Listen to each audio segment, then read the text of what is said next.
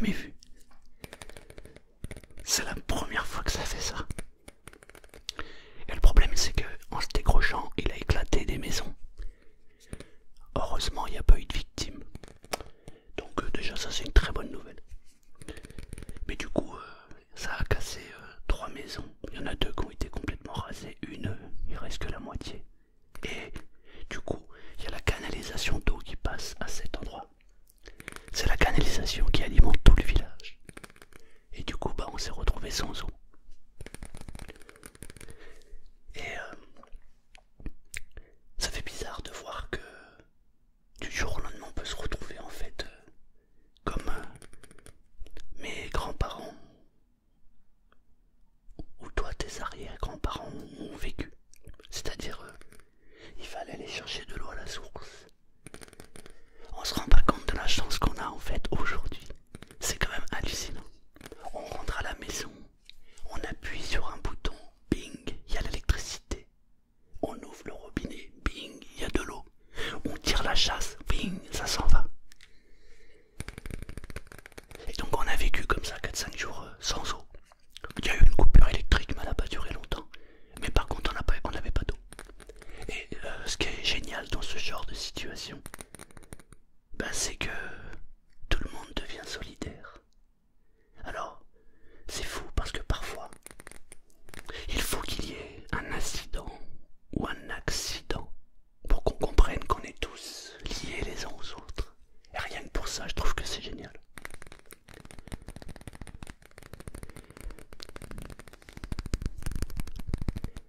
Et il y a des fois, la vie elle est vraiment étonnante. Parmi les personnes dont la maison a été rasée, il y a un couple avec un chien. Et ce couple normalement ne travaille pas le lundi. Donc ils sont chez eux le lundi. Et comme de fait exprès, ce lundi en particulier, il n'était pas à la maison. Monsieur devait aller faire des heures ou rattraper un peu son boulot. Et madame n'était pas là. Il restait plus que le chien. Sauf que le chien c'est un chien assez gros. Je me souviens plus de quel type de chien c'est. Et il avait fait des bêtises. Alors le maître, pour le punir, l'avait mis dans sa cage. Une espèce de cage assez grande où le chien pouvait circuler. Mais le chien était puni. Du coup, quand le rocher est tombé, il a cassé la maison. Mais le chien, comme il était puni, il était au fond de la maison. Du coup, il n'a rien eu non plus. Il était sauvé. Les propriétaires n'étaient pas là, alors que d'habitude, ils sont là tous les lundis. C'est fou. Quand même, la vie, elle est bien faite. En vrai, quand c'est l'heure, c'est l'heure. Quand c'est pas l'heure, c'est pas l'heure. Du coup, je vais te raconter une petite histoire qui m'a été racontée par un abonné.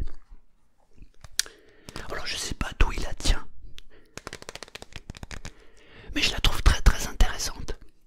Et c'est une histoire de rêve. Alors, elle est peut-être vraie, elle est peut-être fausse. Moi, je pense qu'elle est vraie parce qu'il m'arrive moi aussi de faire des rêves. D'ailleurs, je fais des rêves tous les jours. Je ne passe pas une nuit sans rêver. Cette nuit, j'ai fait encore un rêve de ouf.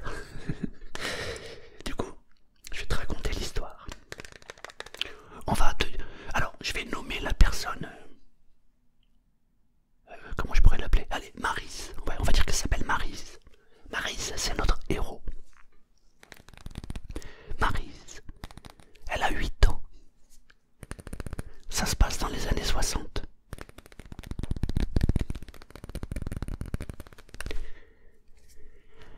Elle habite dans une petite ville de province. Dans cette ville de province, il y a un bel hôtel. Un hôtel majestueux qui a un ascenseur. Elle-même habite une petite maison de ville avec un tout petit bout de jardin. Mais c'est une petite maison qui n'est pas très grande. Elle vit avec son frère, sa mère, son père. Et il n'y a que 2 chambres. Alors elle partage sa chambre avec son frère. Alors une nuit elle dort. Et pendant la nuit elle fait un rêve.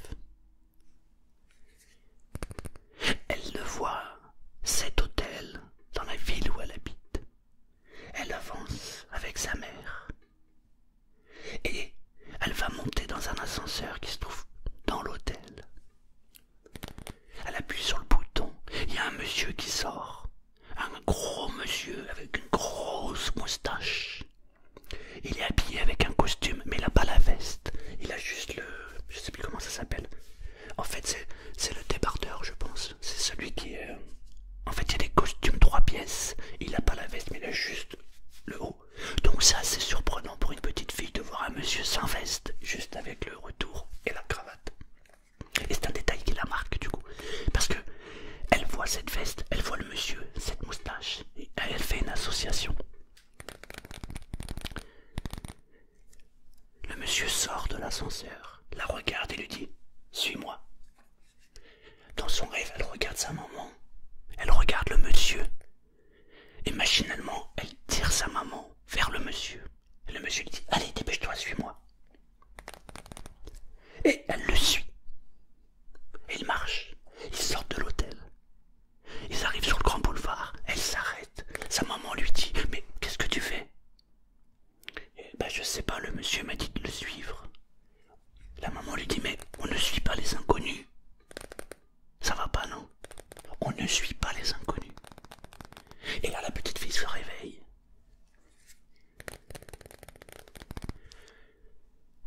Elle réussit à se rendormir. Et le lendemain matin, elle se lève. Maman, maman, j'ai un rêve à te raconter. Il m'est arrivé un truc bizarre cette nuit. Qu'est-ce que t'as encore? Parce que Maryse, elle fait beaucoup de rêves. Et elle adore les raconter à sa maman. Mais sa maman, elle fait pas beaucoup de rêves. Elle en fait pratiquement jamais. Mais elle aime bien écouter les rêves de sa petite fille. Vas-y, je t'écoute. Et voilà que Maryse lui raconte son rêve. Je suis devant l'ascenseur de l'hôtel. Il y a un gros monsieur avec une grande moustache. Et surtout, il a un costume, mais il n'a pas la veste, il a juste le débardeur. Et il me demande de le suivre. Et moi, je te prends par la main et on le suit. Ah bon? Et après, qu'est-ce qui se passe? Bah rien, on est dehors et je me réveille. Il est étrange ton rêve. Très étrange. Bon, la matinée se passe. Et la maman dit à Maryse, mais au fait, tu sais que Tata Gisèle, elle dort à l'hôtel parce qu'on ne peut pas l'accueillir à la maison. Et on va la retrouver cet après-midi. Elle vient de me téléphoner. Waouh! On va aller à l'hôtel? Oui, il y a Tata Gisèle là-bas. Ah bon, bah d'accord. Et la petite fille, elle pense à son bonhomme. C'est bizarre, j'ai rêvé de l'hôtel. Étrange. Alors, elle mange le midi, et puis on arrive au début d'après-midi. Et donc il est l'heure de retrouver Tata Gisèle à l'hôtel. Alors elles partent. Maryse, elle tient la main à sa maman. L'hôtel, il est pas très très loin. À peine 10 minutes de marche. Elles arrivent devant l'hôtel. Maryse regarde l'hôtel. C'est fou. C'est exactement le même hôtel qu'elle a vu dans son rêve. Maman, maman, c'est exactement ce que j'ai vu. C'est l'hôtel de mes rêves. Oui, bah c'est normal. On passe régulièrement ici. Donc c'est normal que tu l'aies vu. Oui, maman. Et voilà Maryse et sa maman qui entrent dans l'hôtel. Elle pousse la porte. Elles vont à l'accueil. Bonjour. On vient voir Madame Gisèle. Un tel. L'accueil téléphone. Allô, oui, Madame Gisèle. Un tel. Oui. Il y a Maryse et sa maman. Oui, oui, oui. Vous pouvez les faire monter, s'il vous plaît. Bien sûr. Je vous en prie, l'ascenseur est ici. 4e étage. Ok. Elles se mettent devant l'ascenseur. Elles s'appuient sur le bouton. Elles attendent 30 secondes. La porte s'ouvre. Et là, un gros monsieur avec une grande moustache, un costume sans veste, sort de cet ascenseur. Maman, maman, c'est le monsieur. Maman, c'est lui, c'est lui. Ah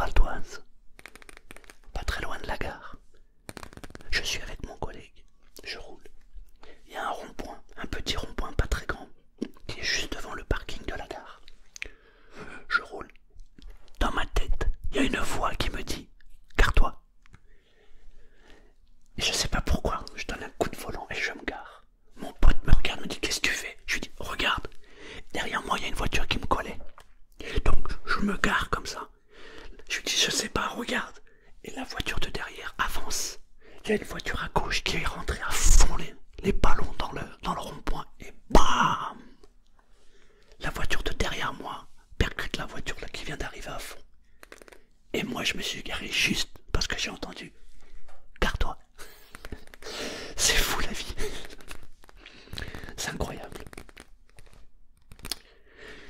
Si tu as une histoire un peu comme ça, une histoire étrange, une histoire incroyable, une histoire magique, fais-moi plaisir, viens me la raconter, que je puisse la raconter aux autres. Je pense moi que on est tous connectés les uns aux autres et qu'on est tous connectés à quelque chose. Et que si on fait attention, on peut capter l'information. Parmi les victimes, il n'y a pas eu de victimes parce que je dis des bêtises. Parmi les gens qui ont perdu leur maison, il y avait un jeune homme qui normalement ne devrait plus être de ce monde parce que sa maison a été rasée à la moitié. Il a été sauvé, vous savez pourquoi? Parce qu'il avait une envie pressante. Il s'est assis sur le trône et quand il s'est assis, la maison, elle a été coupée en deux. Et vous savez ce qui l'a sauvé? C'est que le toilette, il était dans une ancienne cave. C'est-à-dire que la pièce était voûtée. C'était pas bête les anciens. Le mec il s'est retrouvé assis sur le trône avec la maison en moins. Quand c'est pas l'heure, c'est pas l'heure. Voilà, j'avais envie juste de raconter deux, trois histoires que je trouve fabuleuses. Et surtout j'avais envie de dire que il faut profiter des choses. Parce que les choses, pour nous c'est une habitude. Mais on se rend pas compte à quel point ça nous manque quand on les a plus. Et c'est aussi vrai pour les gens. Dites aux gens que vous les aimez maintenant. Attendez pas la dernière minute, c'est un peu con sinon. En tout cas, me revoilà. Je vais refaire des vidéos, puisque là j'avais fait une pause pendant 15 jours. Et j'avoue que ça m'avait manqué. Raconte-moi une histoire. Tu peux me l'envoyer par mail à smr.chuchotement@gmail.com ou alors par Instagram ou par Facebook. Mais si tu veux partager ton histoire, alors partage-la. Ça peut être très utile pour les autres. Dans la vie, en vrai, il n'y a que le partage qui est important. Le reste, c'est du pipeau. Je suis content d'être revenu. À bientôt. À bientôt. Histoire, si t'es content que je sois là,